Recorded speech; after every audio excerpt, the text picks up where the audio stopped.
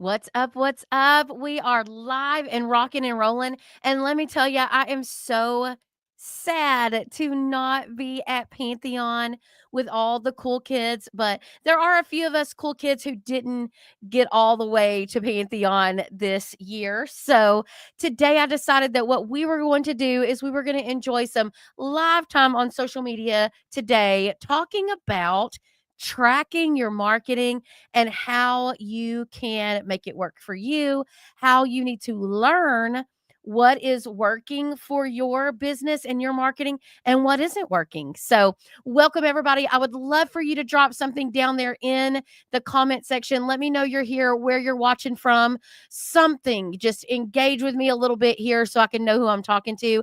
Love to know where you're from, what businesses you're in. I love to use those as examples as I can read them when they're popping up. So, welcome, welcome. I do have a great team member behind the scenes there that is facilitating our chat section. And so they will be popping things in there as we talk today. But I'm here to talk about tracking. And so many times I hear that as a contractor, man, I just don't know what works. I don't know if I'm making the right decision. I wish I understood. And let me tell you, your marketing, guys, is not for the weak. Okay. 100% not for the weak. Marketing is definitely a game of if you love consistency, the only thing consistent about marketing and marketing strategy and branding strategy is change. So once you get your head wrapped around that, you're much more likely to really rock and roll moving forward. But it is one of those things that I tell everyone you can track everything, it just may not be as clear as you want it to be. So, some of the things that I like to talk about are you have to set really good expectations for every single type of marketing that you have going. So, we have this three bucket approach, three bucket framework that Lemon Seed uses in how we approach all of our advertising spend and strategy. So, when we do that, we look at the entire advertising budget and we give everything a place to belong. So if we're doing mass media, let's say we're doing a billboard campaign, I like to understand what is the intent, the long-term intent of that purchase. Is it to build the brand? Is it to drive awareness? Is it to do an immediate call to action? Is to announce a new product? What's it for? And I need to set my expectations around that. So again, for example, lots of things that I use in this space really help me identify where to stop and start. So let's talk through a couple of those measurement things that I love to kind of play with. So first of all, with mass media, it is tricky, right? So you put up this beautiful billboard on the side of a highway and you're like, okay, let the system start rolling through. Let me start selling water heaters left and right, new roofs left and right, pest control treatments left and right. It's not what happens. It's ugly, but it's just not. And you're not able to go, oh, thank God, I just paid that billboard bill and I sold three systems. I'm going to sleep good tonight, right? I want everyone that's watching this live on social today to understand the sooner you get your head wrapped around the fact that we have to add everything together to have a solid ROI, analysis, right? So if we look at everything as individual pieces, it doesn't compute as well. So a lot of people use like a fitness analogy here, but, if you say, okay, I only want to measure this particular part of my diet or my exercise or whatever, it is not going to give you a complete picture. It's the combination of getting better sleep, eating better food, drinking better items, working out more consistently, being more intentional with your whatever, your Bible study, your meditation, whatever that is for you, right? So it's all of those things together that lead to a healthier lifestyle. So everybody can want a healthier lifestyle, but who's willing to do the work? So it's the same thing with branding and marketing. If I were to only measure and say each individual piece and not the combination of all, it just gives to me and come at me, bro, I guess a little bit, but to me, it's hard to measure things independently um on a standalone way. Right? On a standalone way. Those of you that are watching, please go into the chat. Just tell me where you're watching from or what services you're in. I love to know who's watching. So comment over there. Let me know where you're coming from. If you're at Pantheon, jealous. Or if you're just like watching from somewhere, just let me know. But again, so that mass media is one of those things It is a combination of all these things that make a really great tracking system for us. So, if I am building my brand and I go put billboards up, I have to have a couple of things: consistency and frequency. Hello, dang it, Tot, Vanessa. Hello, hello. So I have to have a couple of things in my mind, right? So to build my brand and I put up these billboards, I can't immediately be like, okay, please let me sell a system. Please let me sell a system. That's not how it works. We are intentionally putting up billboards and frequently and consistently, meaning we're going to put them up frequently around so they are seen frequently. So the more billboards I can put up, the better, because I want people engaging with my brand inadvertently, environmentally, if you will, all the time. So what should happen is through just exposure of hearing my radio jingle, seeing my TV commercials, seeing my billboards, seeing my yard signs, seeing my van wraps, all of those things are to increase awareness, and we measure awareness by direct search. Okay? So meaning I measure the more people that we are driving that are searching our name specifically, that's how we know our branding works. That's how we know that what we are doing that is organically and guerrilla style, boots on the ground, mass media, that's how we know those are working, is more people are searching our name directly and more people are talking about that they saw us, heard us, whatever, right? So we can't realistically measure mass media specifically in a one-to-one situation, meaning I spent $1, I made $100, because it's a part of the entire customer journey. Okay. It's a part of the entire way that we do it. So, as someone that loves branding, that I am a good listen, you go look at any company that Crystal Williams is a part of on a decision making basis, and you will see that I go hard in the paint for branding strategies. Me and my sister and my brother launched that pest control company called Spot On Pest Control.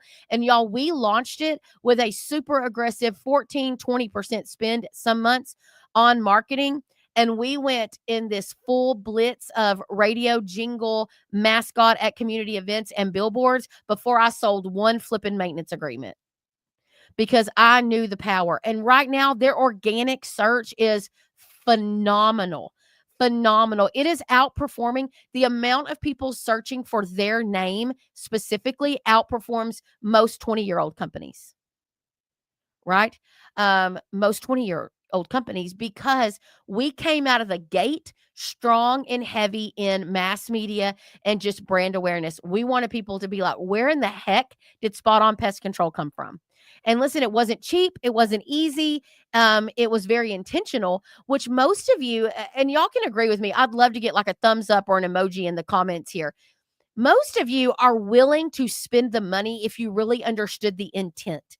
It's the idea that you really don't understand the why you're doing it, right?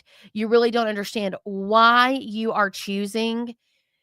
So, okay, Crystal, you want me to go spend $30,000 a year in billboards, but why? Most of you are willing to spend the money if you just understood the why. So my encouragement to you is you need to set the expectation of what your why is.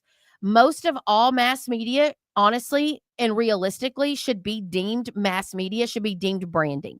It's all for brand awareness. So the way to measure that is when you see your organic search growing, meaning more people are searching your name specifically, and make sure that your digital company is able to break that out for you in a KPI, key performance indicator, that you have attached to your digital providers. Your digital teams need to be telling you where they are seeing your growth, right? Where do they see that things are working or not working? Okay. And organic needs to be one of them. So why do you think they don't want to show you organic, right? Organic is not from anything they've really done. It's what you've done, which is fine. I don't know about y'all, but I love this whole team energy. So, hey, digital company, I'm playing my part. Here's my part. My part is participating in branding tactics. Jonathan Bannister from Top Serve Digital, he and I did a whole podcast on literally one statement, and it is well-branded companies perform better. And you know why? Because most of the time, people that invest in a brand, they will invest in mass media, because mass media and branding tactics are so hard to comprehend if you are a high C, like a highly critical analytical person. It is difficult to be okay with launching this spend when you can't give the direction, or can't give the performance, right? So my encouragement is, when you are brand building, just understand our ultimate goal is to get more people thinking about us specifically. My husband's on this call, or watching today. He is the community marketer for Spot On Pest Control. His sole job is to take Johnny, he's the voice of Johnny on the radio, but he also is the community marketer. So I say Ray is really good. My husband, Ray, he's really good at shaking hands, kissing babies, petting dogs.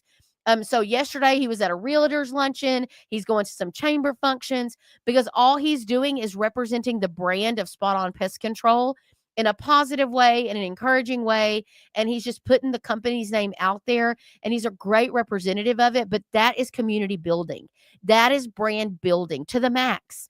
And so ideally, the next time any of those people that was at the latest luncheon, the people that were at the latest luncheon, right?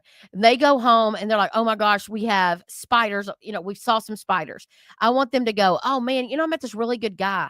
What was his name? I have his card." Right? Those are who would rather have that versus people going, "Let me go to the land of Google." None of us want our people in the land of Google. Can I get an amen? We want people searching for us directly. Right? So Vanessa, that's on here today, she rebranded a super cool concept that they came up with. I'm so excited for her community to really embrace this new character, this new vibe that she's got going on, because it is going to be so much more memorable than what a lot of her competitors are doing. And that is why branding matters. But how do we track it? We track it by watching our organic search. So have that conversation. If you're with Lemon Seed and you're on Lemon Seed, we're having those conversations for you with your digital provider. But you need to be having those, you need to be telling them, "Hey, where are we seeing if I'm growing my brand reach?" Right? That's an important piece. So that's how we track that. Now let's move to tracking numbers inside of your CRM. So I would love to know, like those of you that are watching with me, I would love to know if you guys have any the CRM, my words left me for a minute. The CRM that you're on. So I'd love to know, do you track using Service Titan? Do you track using CallRail? Are you on Field Routes? Are you on Service Fusion? Are you on Workies? What are you using to track numbers and track performance? So let's talk to a little bit of y'all that can track inside of your CRM, meaning you can pull a tracking number and it's going to show you true revenue generated from that tracking number. Okay. The best example that I have of this is Service Titan. So for Marketing Pro products, you put a tracking number out there, and then as people call that tracking number, it's going to tie it, and then it tracks revenue. Okay. So meaning, hey, they called off the postcard, they bought a tune up, and then the tune up turned in, they flipped it over to a replacement. So $20,000 replacement from a $1.60 card, right? Game changer, right? The ability to see that. So tell me what your CRM is in over there in my comment section, but also CallRail people. So people that are utilizing CallRail. So that's what Spot On uses right now. So McWilliams, my family's heating and air conditioning company, Service Titan. My roofing company that Ray and I are a part of utilizes Proline. And then my pest control company, they're using Field Routes, which is a product of a Service Titan. But right now we're having to utilize CallRail just as we get some things migrated over. So CallRail, those of you that are like, "I don't understand how tracking numbers work," I'm going to give you this really easy explanation. I remember growing up, my grandmother's phone number was 936-829-2564. You can call it now, nobody's going to answer. But I knew that because I knew numbers, and numbers mattered, and I didn't want to go look in a phone book to call Johnny and Armatha Maxey. Okay? I knew the number. Hi, Jackie. I knew their phone number. I memorized it. Me and my sister had a phone line when we were teenagers, 936-829-2070. Don't call us. We don't have landlines anymore, right? but I knew those numbers. Now, nobody freaking knows a number. Most of y'all don't know your kids' phone numbers. You don't know a lot of phone numbers because we rely on our cell phones, right? So tracking numbers are just a way that when you have live products, you have live, I'm sorry, promotions going on. So when they get a postcard, when they see one of your ads on particular um, direct to serve like ads, right? Those are all tracked back to CallRail. So CallRail, they're going to say, okay, on this phone number, this is how many people called that tracking number. 20 people called it. You yourself then have to do step 2 and take those phone numbers into your CRM to see what the revenue generated was from those customers versus Service Titan has it all integrated together, right? They have their own way that you pull a tracking number and it automatically ties right to the revenue. So the important part of understanding this is how are we making decisions if we don't actually know on our call to action pieces if people are calling? Are they actually taking the action?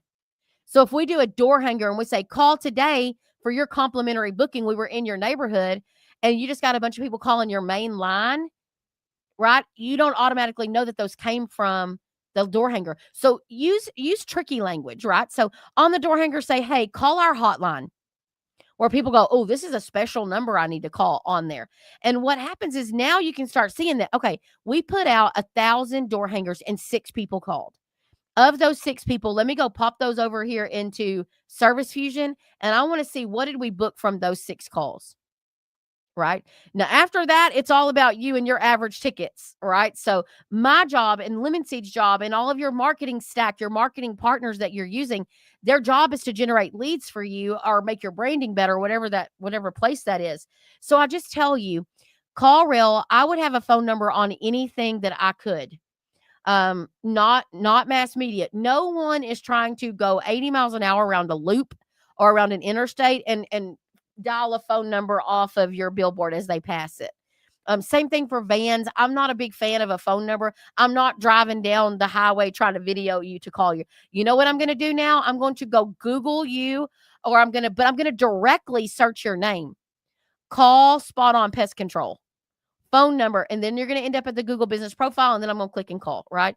So mass media is different, but any of your digital ads need to be going to a place that you can track both digitally and phone if possible. Direct mail, social media. If you get a social media lead and you're like, yeah, give us a call or schedule here, they would be getting a social media hotline number. Another trick is your maintenance club. Listen, if you want people to feel special that they're a part of your club, give them a direct line.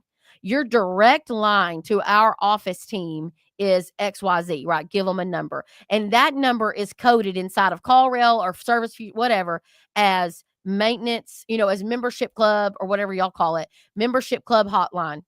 And so when that number calls, now your CSRs are like, oh, one of our members are calling.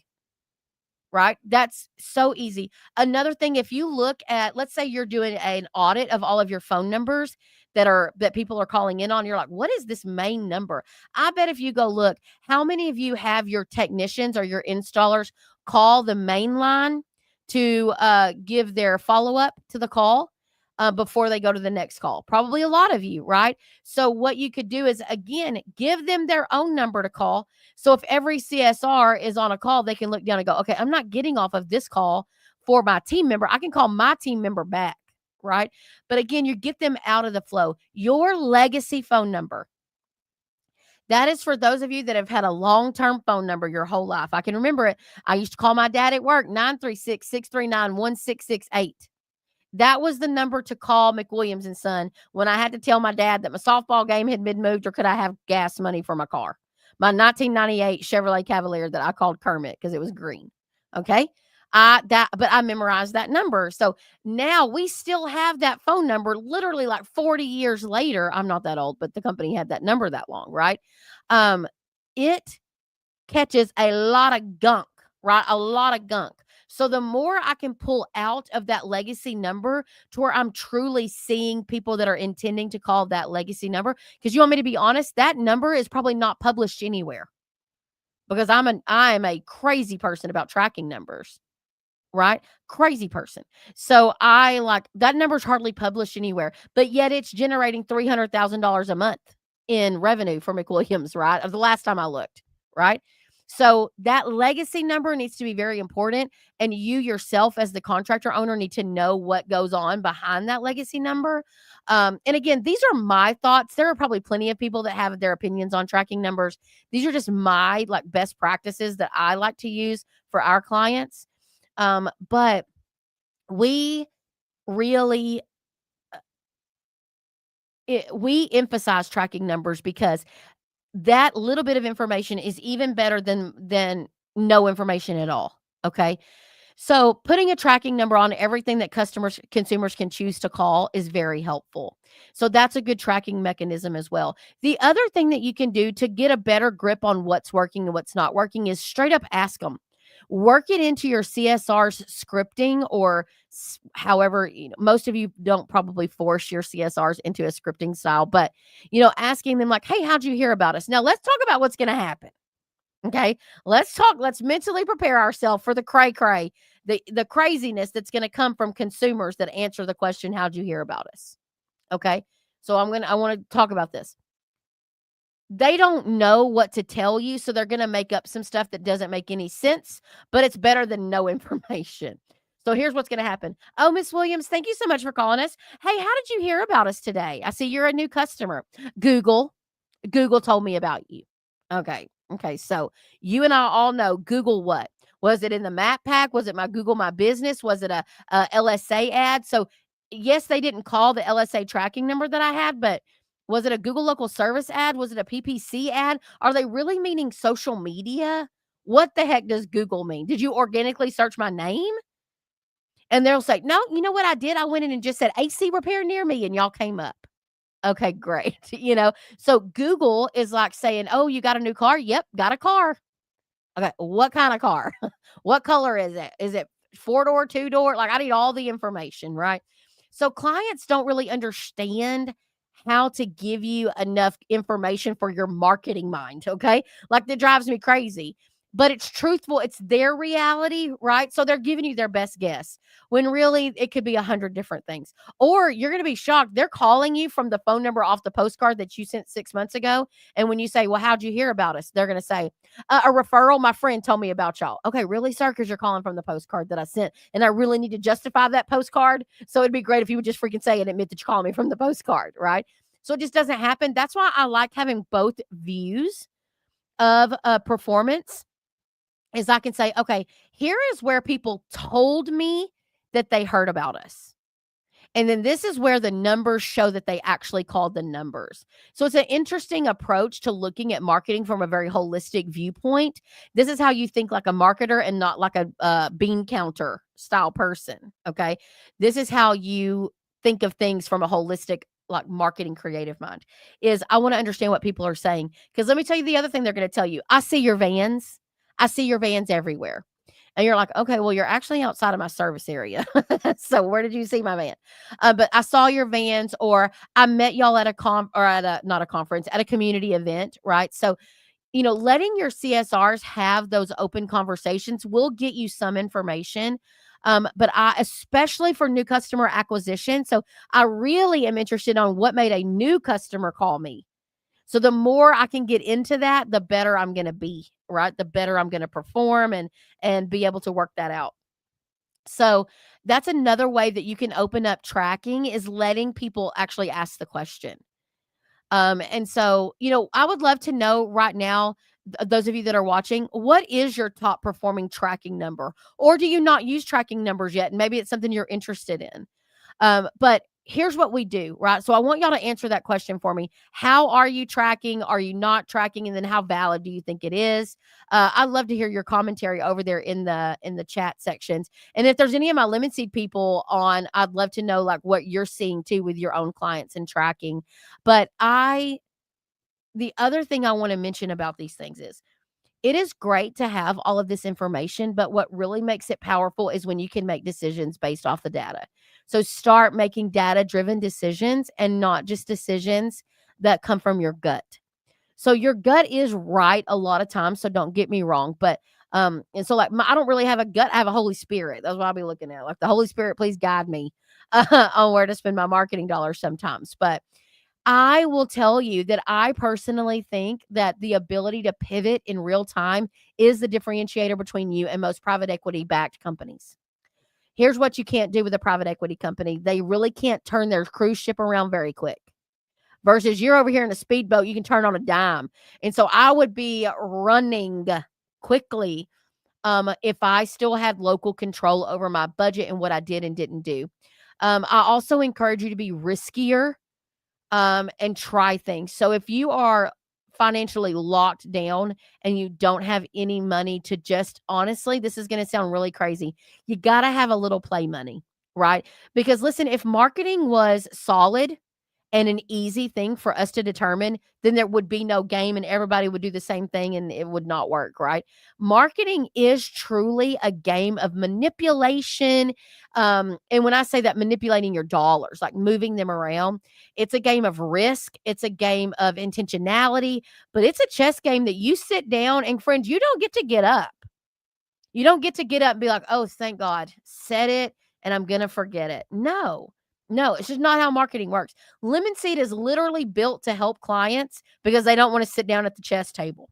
And my team sits down at chess tables all day long, and we're moving and scrolling and pushing because that is the importance of the ability to be the flexibility that you have. So many of you that are locally owned and operated companies, guys, your superpowers are legit right now because you could turn things on and off much quicker. So if you find yourself in this battle where you're surrounded by larger companies or private equity companies, start pivoting and doing some unique things like do some crazy things like sponsor something local that gets a lot of attention, right? Give away a system, give away a water heater, give away a roof.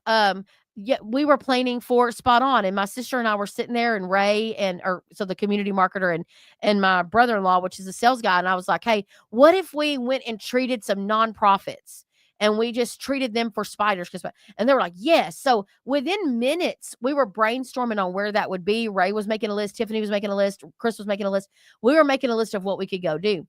Now, in private equity world, it's like, all right, well, let me run that up the ladder, right? I got to see if we have budget, what the ROI expectations are, versus some of you can do what the heck you want to do a lot quicker. So why not use that as your competitive advantage? Sorry, use that as your competitive advantage is that you are a pivoter. You're a master at doing some really cool things quickly and energetically, letting them work, putting a tracking facility, mechanism to them, and then pivoting and doing some unique things that you can do because you run that mother, right? You run the show. But figuring out a marketing budget is step number one. And y'all know me, if you've known me very long, if you are in growth mode, you're going to need to be at 8, 9, 10, 12, 14%. 8% to me. Now, again, I'm looking at people that are trying to get over $2 or $3 million, right? Those of you that are just trying to get to your first million, I'm here for that too. You need to be spending 10% of $1 million in a month. So 10% for the year, which break it down monthly, that's what you should be spending. If you are brand new to home service companies, the very first thing I'm going to look at is what you look like online. What is your online presence? That's what I'm going to look at. So all of your money needs to go there. You do not really have the money. If you're worried about money, you really can't afford to go real crazy with mass media. If you have the money, holler at your girl because we need to be doing mass media.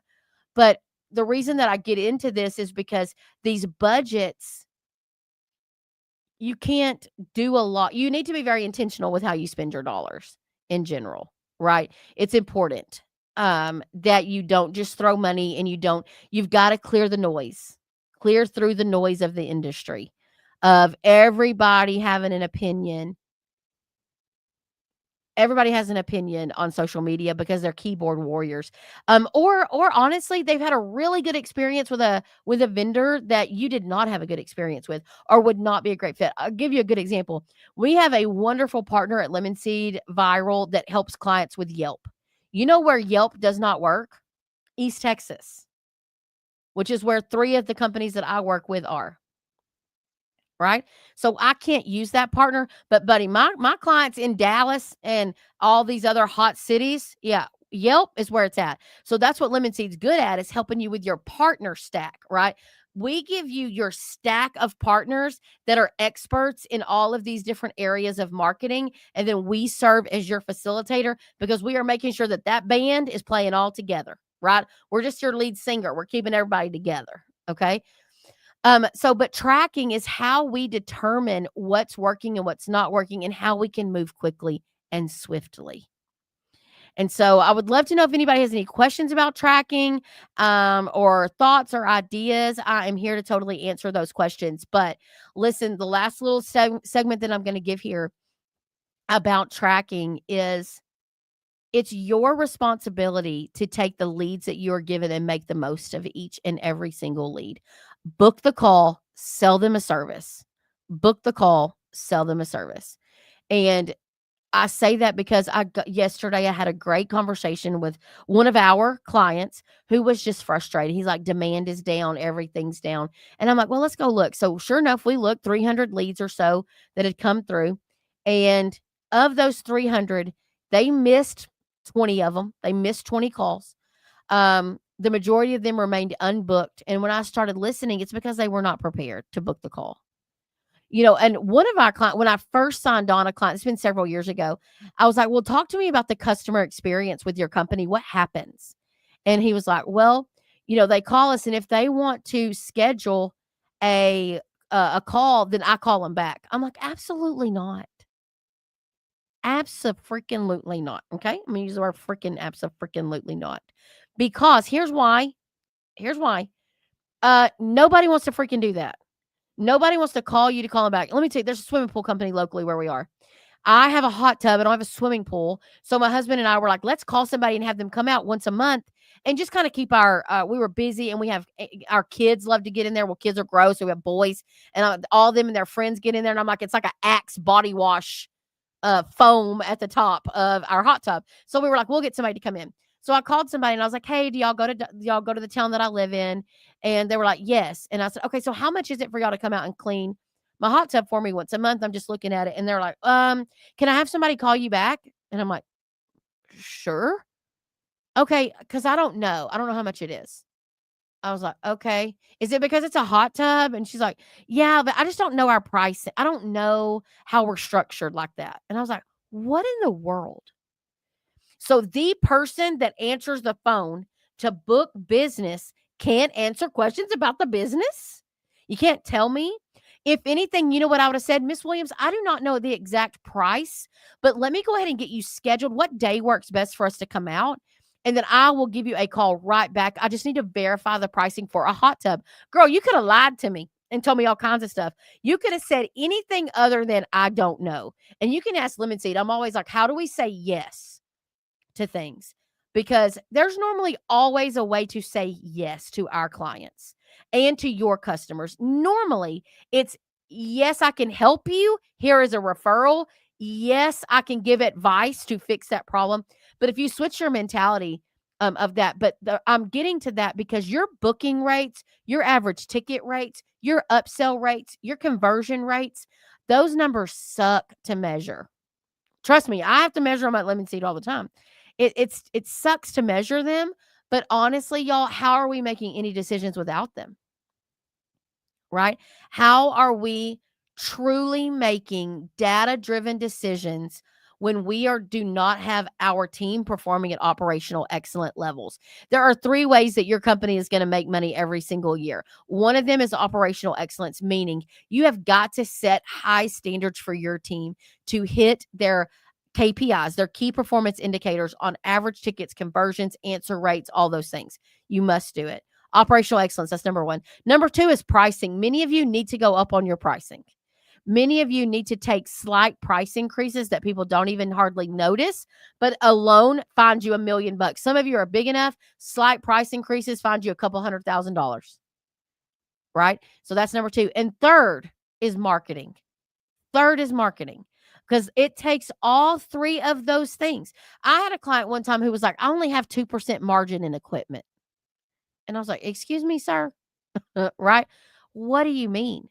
And the reason that I was so flabbergasted by that is, I don't know about y'all, but most heating and air conditioning companies, they make all of their money in install. Service is not where the money is. Service is a means to getting more replacements, right? So we run service so that we can stay active and engaged with a client base that eventually is going to replace.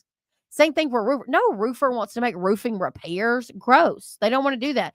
But they do some of those things to have a lead into replacing the whole roof, right?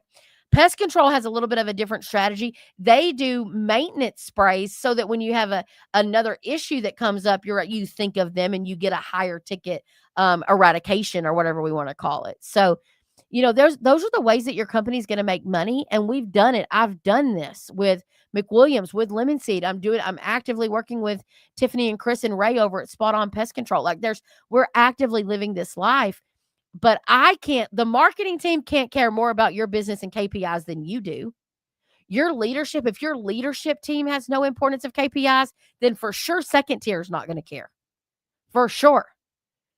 Right? And so you need to be leading by example on those things. So when you really hit that sweet spot of you are watching your operations, you're making sure you're performing well, you're priced correctly, and you have a solid marketing stack. So you've got someone like Lemon Seed who's managing your stack of partners and keeping them all helping you. So Lemon Seed is helping you measure your website provider, your direct mail provider, your social media provider, your mass media provider. They're helping you make sure that all of those pistons are pumping at the same time, and you're working on the operational side. Guys, that is the dynamic duo of growing that freaking thing and not feeling so overwhelmed with every marketing tool.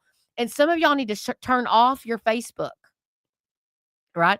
Turn off your Facebook, turn off all these groups for a while. Take a little hiatus from all of the noise, because a lot of it, you've got to filter it through reality, right? So my pastor sometimes he's like, you need to be filtering everything you do through the word of God, not the world, right? So I remind myself of that all the time. Like, let me filter this through the word of God and what's right and what's wrong here and what's the best thing to do. But also on that, like, we need to filter all of this advice that we get through the reality of the size of company, the area that we are, the brand that we have. All of those things are super, super important. So in the chat right there, my sweet team has put the link to schedule a free discovery call with me or Lupita. Hey, I love talking to friends and family. Talk free. I get to talk to Ray every day, so he won't be scheduling because he's actually going to pick me up in a minute because we're about to go to lunch. But I would love to just talk to you about what Lemon Seed can do for you. No obligations. It's a very much dual interview. I tell you, Lupita and I tell you how we function and what our pricing is. You get to tell me what your biggest needs are, and we decide collectively together if we are the right fit for you. If you're looking to redo your brand, Lemon Seed would love a shot at that. Right now, the biggest differentiator is that Lemon Seed, we help you implement that brand. The logo is so much fun. And we have a talented group of designers that know how to create a brand for a company. They know how to work with you as a contractor. But man, when we can put all of this into motion for you and help you go live with a new brand and a good strategy, help you identify your ideal avatar, help you clean up your budget, help you know what's working and what's not working, we are the team that can take marketing officially off of your plate. So I want to give away some swag. Lupita is at Pantheon, so I love to give her things to do. If you will comment here, those of you that are still watching, comment in the comment section, just your name, and I will reach out to you and send you some swag just for watching today. Not you, Ray. I'll give him some cool swag later, but I want to send some swag just for you guys watching and participating. So if you're willing to, just drop me your name in here so that I know I need to send you some swag. Vanessa, I'm sending you some swag, Vanessa. Vanessa's a wonderful client at Lemon Seed. I love her energy. I need 100 Vanessas. So excited for her to be doing stuff. So comment your name. I'm going to make Lupita send you some swag when she's back from Pantheon. So I'll be reaching out to you. If not, message our Facebook page. If you are watching this on replay, message our Facebook and say replay and tell me your name. And we'll get your address and everything. Darian manages all of our social media, so she'll be looking for those Facebook messages where you have watched it. I want to send you some swag, friends. So thank y'all so much for watching this live. We're going live every week for a few weeks, so make sure that you're watching. Thank you, Vanessa. We love you too. I love you, Ray, and Tiffany, my sister from Spot On, was on here, and all my Lemon Tea team. Guys, thank you so much. If you're at Pantheon, keep living it up. If not, I'm about to do a webinar today at 4 o'clock Central Time with Jennifer Bagley from CI Web Group. You're going to want to get registered for that. My team probably can drop the link if I give them a minute in this chat section here. We are going to be talking about AI and branding and how you need to have both on your radar. Don't miss it. It is today, but it will be available for replay. So listen, it'll be in the chat here shortly. They're probably frantically looking for that link because I gave them no warning. But that call today with Jennifer, she is passionate about AI. If you do not follow her, she is passionate, such a wonderful person, cares a lot about people like looking to the future. So, CI Web Group does a great job for everything that we do. But on our Facebook page right now are some graphics about signing up for the 4 o'clock webinar today. It is a live webinar with me and Jennifer Bagley. And there it is. There it is in the chat right there. Click on that link and register to watch that webinar. If you can't be on there live with us at 4 o'clock Central Standard Time, we do email it out. Rachel on my team does a fantastic job of getting all of these things organized and sent out. So thank you guys so much for joining me today. We'll see you again next week as we go live. Can't wait to talk more. And I think Emily's back with me next week. So can't wait to talk more. Thank you guys so much, and we will see you soon. Bye.